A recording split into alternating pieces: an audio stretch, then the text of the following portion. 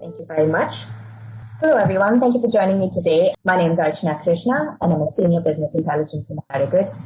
I'm joining you today from my home in Philadelphia. If you have any questions on the content covered today on Power BI or just broadly around data analytics, feel free to get in touch with me. I'll put up these details once again at the end of today's session. Pretty straightforward agenda today. I'll start off with a brief introduction to Thorogood. We'll do a quick overview of Power Platform and Power BI. One of my colleagues in the UK ran a similar session in August, so we'll focus today's content on updates released since then. So a quick background about Thorogood and who we are. We are an independent and specialist business intelligence and analytics company. We help our customers with strategies, solutions, services across the data and analytics space. So strategies and roadmaps of technology and digital transformation, through to architecture, design, and recommendations and end-to-end implementations. We also help our customers with data and analytics services and deliver self-service and user input initiatives. We are an independent company in that we aren't aligned with one single partner, but work and partner with many of the big players in the market. We also have strong partnerships with many of our partners, including Microsoft. In partnership with Microsoft, we run several workshops and training events on Power BI and Microsoft Azure. If you are interested in them, I'll have some details at the end of the session. So let's start off with an overview of Power Platform. Power BI, which is the tool we're focused on today, is just one part of the Power Platform. The Power Platform aims to empower all users, not just the technical users, but all users with the tools to create business-focused solutions and processes. This platform was actually recently named a leader in Gartner's Magic Quadrant for low-code application platforms for the second year in a row, actually. So the first of the tools is Power Apps. It allows you to build interactive applications wherein users can input and feedback, you can display data, and trigger workflows. For the longest time, we spoke about Power BI from a data engineering, reporting, and visualization perspective. But with its growing AI capabilities and evolving enterprise platform, it is becoming an AI and BI platform. Power Automate is a workflow orchestration tool with strong integration with Power Apps and Power BI, but also numerous other external services. A particular feature that I would like to call out is AI Builder, wherein all users can build AI models using language translation, classification, text analysis, and much more. All of it with a point-and-click UI. So this really goes a long way in making capabilities like AI more broadly available to a much wider audience. The final part of today's puzzle, rather the Power Platform puzzle, is Power Virtual Agents, which allows you to build chatbots in a quick and easy manner. Each of these tools individually are very powerful, but the integration between them is growing and does open up a wealth of possibilities. Let's look at the Power BI product suite in particular. What does it consist of? There are two main authoring tools, Power BI Desktop for Power BI reports and Report Builder for paginated reports, which is an evolution from the traditional SSRS reports. You then have Power BI Service, which is your cloud-based web platform where you publish your reports and share and collaborate with colleagues. Power BI Premium is the more enterprise offering which organizations adopt when they want increased performance and dedicated capacity. Report Server is an on-premises deployment model, particularly suited for scenarios where customers do not want a public cloud deployment model. And we finally have Power BI Embedded, which is really a way where you can embed Power BI content within custom applications. There are many new features that have rolled out across the Power BI tool since August, and their announcements can be on the Microsoft Power BI blog. There are updates on desktop, Power BI Premium, paginated reports, and more. It can be a bit daunting to get up to speed with so much content available. Luckily, starting in September, Microsoft has merged the desktop, mobile, and service blogs into one consolidated update per month. It is one long update, though. So what do these updates look like? There are a ton. I've consolidated almost all of the updates on the slide here. Hopefully this gives you a sense of how much Microsoft is doing from a development standpoint and how important it may be for you and your organization to be on top of all of these changes and to understand their impact. For today's session, I'll go in depth into some of these topics which I think are interesting based on how my customers have been using the ancillary tools. So the ones that we're going to look at today are smart narratives, personalized visuals, data source analysis and deployment pipelines. I'll also touch upon the enhanced compute engine, the connectivity to Databricks, the integration with Teams, and the new Power BI Premium release. Let's start off with smart narratives. You can now have Power BI automatically generate some commentary or narratives for your report or a set of visuals. This isn't static, so you can update the content and the appearance. The commentary is basically generated as Power BI defines its own KPIs and metrics as it scans the data. What I think makes this even more interesting and powerful is that you can add in your own KPIs and include a supporting narrative. This is a preview feature. It only came out in October, so make sure to enable this preview feature in Power BI Desktop if you would like to try this out. As with any preview feature, we would expect it to evolve and grow before it becomes generally available. Then one thing to call out over here is that not all visuals support a smart narrative. There are some of them that come to mind which don't support a smart narrative are a tree map, a waterfall chart. How do we think this can be used? So I'm sure all of you have taken screenshots of reports and layered on some commentary and included it in a PowerPoint deck, particularly for executive presentations. With smart narratives, there is a path for all of this to be included in one single place that is within a Power BI report. I've switched to Power BI Desktop and I have a retailer dashboard on the screen over here. So we're really understanding the performance of the retailer in terms of the volumes, the channels that they operate, and the profit that they eventually claim. We're obviously going to start with looking at the smart narrative. So if I did want to include that, it is available on the insert ribbon over here under the AI visual grouping. It's also available as a standalone visual over here, which is the smart narrative. So let's click that and you will see that it should add a text box here.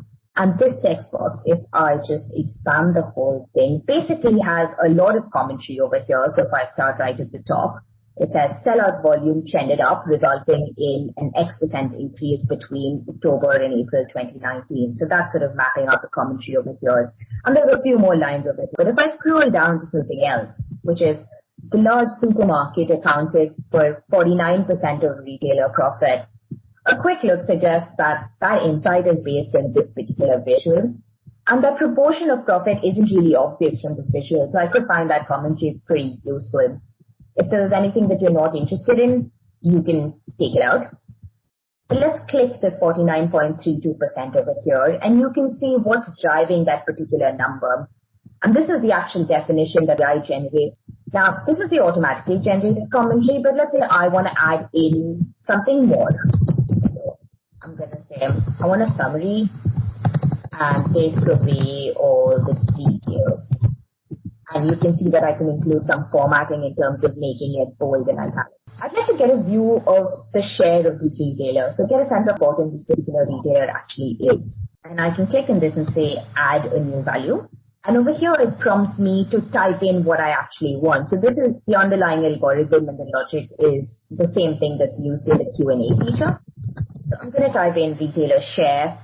This is already an existing metric in my model, so I'm just going to say, call this RS and say save. And you'll see that this field over here is populated with a retailer share. But perhaps the metric that I want isn't already in my model. It's something that I want to create on the fly. I want to understand what is my top performing brand. I'm going to say add value once again. And in this case, I will say brand family with max sellout. It shows me all of the prompts and hit save. Now the interesting thing about this is that it's not just a one-off calculation. It does get updated as you change the context of your report. So for example, if I changed or rather filtered on the hypermarket channel over here, the commentary will update, the metrics update. If there is any particular commentary that isn't applicable, so for example, the one that we saw which talks about the percentage of the total contribution of retailer profit, that will disappear.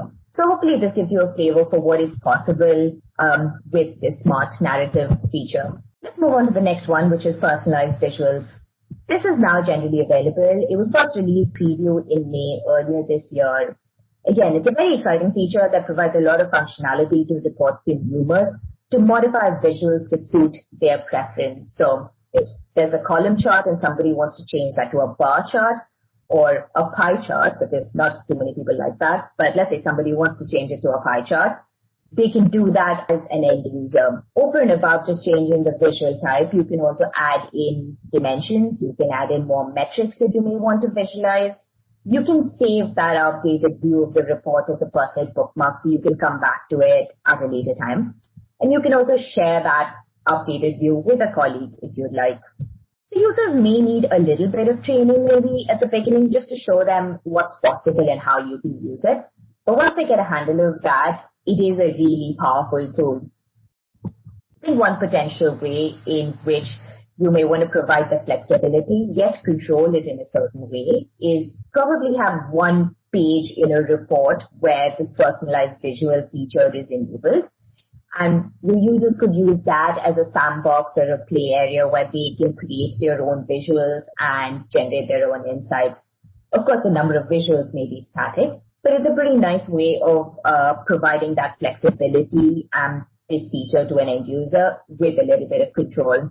So it's the exact same report that we were looking at in Power BI Desktop, but I am switching to Power BI Service because this feature is only available as a report consumer. You enable it in Power BI Desktop, but it can be used on Power BI Service. So we're going to look at this visual on the bottom left over here, which is just mapping by channel. And if I click on this icon over here, which says personalize this visual, it brings up this dialog box indicating everything that I can change. So I can switch this to be a column chart. I can add another metric, add sell-out volume. I can do that. It obviously retains the same underlying theme that you've configured in your report. So this is the version of the report, and I'd like to share that with someone. I can say share report. And you'll see that there's an additional option over here that says include my changes. By default, it's the original version of the report, but you can choose to include your changes if you'd like. Let's move on to the next one, which is content endorsement. For a while now, we've had the ability to endorse a data set. The endorsement features comes at two levels, promoting and certifying, which is really to indicate to your users that this particular data set has been validated and is a trusted source. Anyone can promote a data set, but certification can be limited to a smaller group of users because that's the highest tier. This endorsement feature is now available with reports, apps, and data flows as well. Again, it's a preview feature that came out last month. One of the common considerations for organizations as they roll out BI is how do you strike a balance between giving your users flexibility and maintaining a little bit more control centrally. So for example, if you give your users complete permissions to create content, there will be a ton of data sets and reports that are flying around. So how do you know which is the right one, which is a trusted source? So this is where this feature comes into play. By using this ability to promote and certify any BI content now, you can differentiate the trusted sources from the others. Also, when you're typically searching for reports and data sets, the endorsed ones are always at the top of the list. You're never going to miss that out. Data source impact analysis. So this was released in September, and it's actually an add-on to the existing data lineage view within Power BI. The lineage view provides a graphical view within a workspace of how all of the objects are connected to each other. So for example, how many reports are sitting on top of a particular data set, how many reports feeding to a dashboard, and much more. With this data source impact analysis feature, you now have visibility to all of the Power BI data sets that connect to a specific data source. So this was available for data sets earlier, but has now been expanded to data sources as well. But how can this be useful?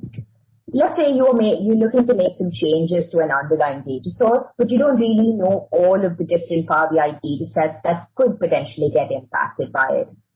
This impact analysis feature gives you that information. And with that notified contacts option that you see up on the screen, you can also make all of these dataset owners aware of these changes so they can take corrective actions if needed. Another scenario where this could be useful is if you're looking to streamline the number of datasets that are connecting to a particular data source. And, you want to dwindle this down to just a select few datasets. So this is my workspace. This is the default view that you would typically look at. I'm going to switch to the lineage view over here. And if I look at the dashboard that we were looking at right now, which is Thorogood CPG dashboard, this is the data source, which is an Azure SQL Server database. I have the option to say show impact across workspaces. And you can see that this particular data source is used across 40 workspaces and 83 data sets. This is a list of all of the data sets. This is a list of all of the workspaces where this data source is being used. At the very bottom, you can see there are 35 others, which is basically showing you other workspaces on the tenant that use this data source, but I don't have access to them. So there is a legitimate opportunity over here for me to maybe create a smaller subset of data sets and have all of the reports just sit off those common data sets. Maybe you may want to promote or certify them because that's the single source of truth. What this also ensures from just consolidating the number of data sets, it also means that there could be lesser load on the underlying data source. So it's a pretty useful view, especially if you want to manage the number of data sets flying around and the connections to the underlying data source. Deployment pipelines. It's a feature that I've personally found very exciting, and most certainly it's a requirement that customers definitely seem to have, particularly over the last couple of years. Establishing a DevOps framework with version control and CI/CD pipelines is a key priority these days. The deployment pipeline is a tool within CI service, and it allows you to manage the promotion of content from, let's say, a dev to a test to a production workspace. It has been in preview since May, but was made generally available in September. It's only available in premium or embedded capacities. With that general release, there were some additional features that were released as well, the most important one probably being the support for incremental refreshes. What is the benefit of this? What deployment pipelines offers is the ability to automatically manage that promotion cycle and the development life cycle of Power BI content. You no longer need to remember exactly what content needs to be moved across environments, nor do you need to manually do those deployments. All of it happens at the click of a button.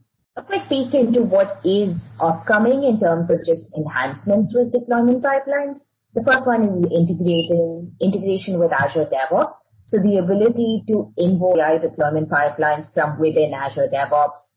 So if you already have an existing investment with Azure DevOps, this is a huge win. The deployment pipelines as it stands now does not support paginated reports in data flows, so that's on the roadmap as well. So I think this is intended to come out in March 2021. I'm going to quickly show you what these deployment pipelines look like. So it's actually available on this left-hand side panel over here.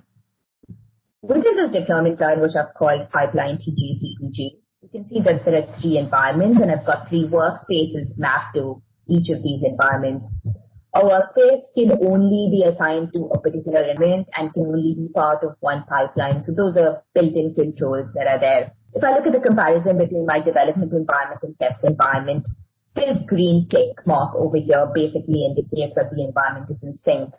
On the other hand, I can see that the test and production environments are not really in sync. So if I hit compare, it shows me that there are 2 additional resources or 2 additional objects in the test workspace that's not in the production workspace. Now, this difference is not just completely new objects, but even if there's an existing object that has been updated and deployed, the comparison basically compares the underlying metadata. So not the data, but the structure and the content of these reports and dashboards, and that's what gets promoted across environments and gets identified as a change. So really, with a click of this one button which says deploy to production, you can very easily move content from test to production. You can also do a backward deployment cycle, but I suppose the right way to do it is step to test to production.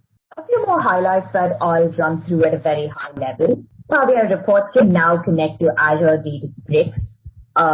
This does not need a gateway, so it's a direct cloud-to-cloud connectivity. With organizations establishing data lakes as essential data repository, Gemio offers a virtualized layer to objects in the data lake. Power BI has recently released a connector to connect to Dremio, which basically means that with the data just lying in the data lake, you can rapidly query and analyze data and generate insights. You don't really need to import it into a Power BI model or build out additional data marts unless that's needed for a different purpose. It has been a few months since we have released a new compute engine, which is specifically for data flows. This is now enabled by default, and it's only available in Power BI Premium. With this engine, your Power BI reports can connect to data flows using direct query, and performance could be up to 20 times faster. Direct query connections help centrally manage data and refreshes. So, for example, if you refresh a data flow and your underlying reports, your downstream reports are direct querying this data flow, you can rest assured that your new data is automatically picked up by these reports, and you don't need to ensure that all of the refresh schedules are in sync, else your data could be mismatched. There is a lot of integration going on between Microsoft Teams and Power BI. So, for example, there's a new app, the Power BI app, that you can add on to Microsoft Teams, which gives you the full Power BI service, the browser interface within your Microsoft Teams app. You can very easily share links of reports via chat panels and via the chat windows in Microsoft Teams. So lots of integration related updates that have been out already, and lot more that are coming up in the pipeline as well. I mentioned initially right at the very beginning that there's a lot of integration also through between the tools within the Power Platform. So an example of that is that there are two new Power BI related things in Power Automate. So the ability to export Power BI reports and paginated reports. And finally, some updates on paginated reports that I will sneak in as well. You can now download RDL files from the Power BI service interface, similar to how you did with PBIX files for Power BI reports. It supports the Azure AD-based authentication to Azure SQL Database and Azure Synapse. So similar to what was possible and feasible with Power BI, but now the two of them are being brought in line as well. The final topic for today's session is BI Premium Gen 2. So this is only in private preview at the moment, and if your organization would like to trial this, you can sign up. I know the slots are limited, but that is an option. It is expected to be publicly available, I suppose, within the next few months, but there are some very interesting updates that I would like to quickly touch upon. Customers look to Power BI Premium as they look to scale out their usage of Power BI, or when they're looking for specific features that are only available in Power BI Premium. It is a capacity-based licensing model and does entail higher investments. So the first big update is the new licensing model. So this is the premium per user licensing model, which is similar to the pro user licensing model in that it is user-based. But the premium per user provides access to premium features such as paginated reports, AI capabilities, and deployment pipelines. So this does offer a lot more flexibility and doesn't require you to fully invest in a Power BI premium capacity. Auto-scaling. So there are limitations in the current capacity model wherein it's not possible to scale up your capacity to meet higher workloads, particularly for short durations of time. Now, there isn't a lot of detail available on these features at this point, but it seems like you can configure your auto-scaling such that your capacity can scale up and back down based on certain thresholds for 24-hour periods. So it does give you a lot more flexibility in terms of meeting your higher workloads at specific periods in the month, for example. Gen 2 brings with it a lot of performance enhancements and memory optimization. Operations can run up to 16 times faster, so that's a good things coming out there. And finally, some automated and enhancements in the administration and maintenance capabilities are expected to be available as well. So for all of the admins out there, there are some updates coming through your way. I think there's lots of very interesting updates coming through with Power BI Premium Gen 2, and it's something to keep an eye out for over the next few months. With that, we come to the end of today's session. I hope you found it useful. As always, if you have any questions, feel free to reach out. A full list of on-demand videos are up on our website, so please do check that out. Thank you very much, everyone, and have a good rest of your day.